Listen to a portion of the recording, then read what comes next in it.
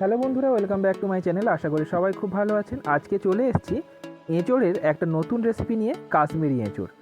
এখন এই রেসিপিটা আপনাদের সঙ্গে শেয়ার করব, একদমই নতুন ধরনের রেসিপি। আপনারা চাইলে পুরো ভিডিও দেখতে পারেন।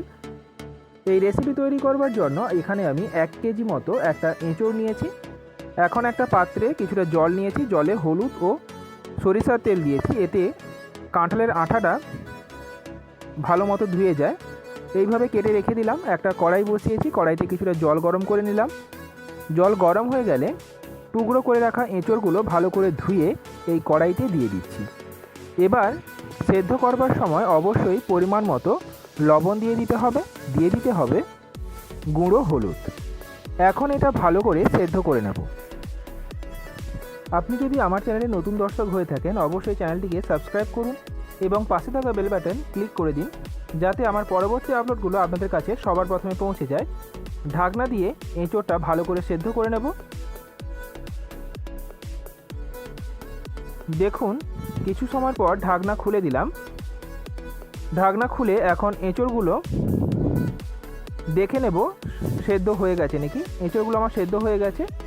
এখন একটা পাত্রে সেদ্ধ এঁচোড়গুলো তুলে নিলাম। দিয়ে দিচ্ছি পরিমাণ মতো লবণ, দিয়ে দিলাম গুঁড়ো হলুদ, দিয়ে দেব চিনিটা এখানে আমি 2 চামচ মতো দিলাম। এরপর এতে দিয়ে দিচ্ছি 150 গ্রাম মতো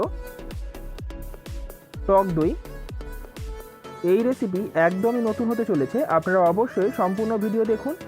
দিয়ে দিলাম আদা বাটা, দিয়ে দিচ্ছি রসুন বাটা, এবার দিয়ে দিলাম গরম মশলার বাটা, সবই আমি 1 চামচ করে দিলাম। দিয়ে দিলাম পেঁয়াজ বাটা, পেঁয়াজটা আমি বড় সাইজের 2টো পেঁয়াজ একসঙ্গে বেটে নিয়েছি। গুঁড়ো লঙ্কা দিয়ে দিলাম। এখন এটা ভালো করে আমি মেখে নেব, যাতে সবগুলো এঁচোড়ে মশলাটা লেগে থাকে।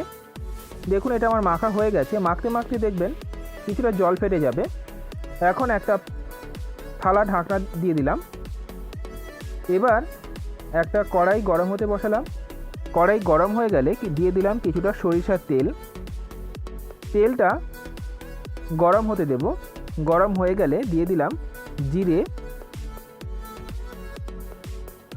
তেজপাতা,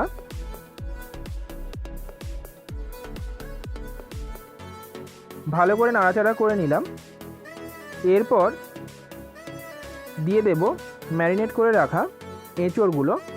এই রেসিপি একদমই মাংসের মতো করে রান্না করতে হবে এবং টেস্টও মাংসের থেকেও ভালো হতে পারে। অবশ্যই আপনারা এই এঁচোড় রেসিপিটা বাড়িতে ট্রাই করুন। ভালো করে নাড়াচাড়া করতে থাকবো। তবে হ্যাঁ, এই সময় আঁচটা একদম মিডিয়াম ফ্লেমে রেখে দিতে হবে। ভিডিওটি কেমন হয়েছে জানাতে আমাকে ভুলবেন না। ভালো লাগলে অবশ্যই কমেন্ট করুন। এই রেসিপি আমার প্রায় হয়ে এসছে। এই রেসিপি তৈরি করবার সময় জল দেওয়া যাবে না, ভালো করে নাড়াচাড়া করতে হবে। এঁচোড়ের গা থেকে যে জলটা বেরিয়েছিল ম্যারিনেট করার সময়, ওই জলেই এই রেসিপি একদম কমপ্লিট হয়ে যাবে। এই রেসিপি তৈরি করার সময় আপনাদের যদি কোনো সমস্যা হয়ে থাকে আমাকে কমেন্ট করুন। আমি যথাসাধ্য চেষ্টা করব আপনাদের প্রবলেমগুলো সলভ করার। ভিডিওটি কেমন হয়েছে আমাকে কমেন্ট করুন, লাইক করুন, সাবস্ক্রাইব করুন। ভালো থাকুন, সুস্থ থাকুন। দেখা হবে অন্য কোনো দিন অন্য কোনো ভিডিওতে।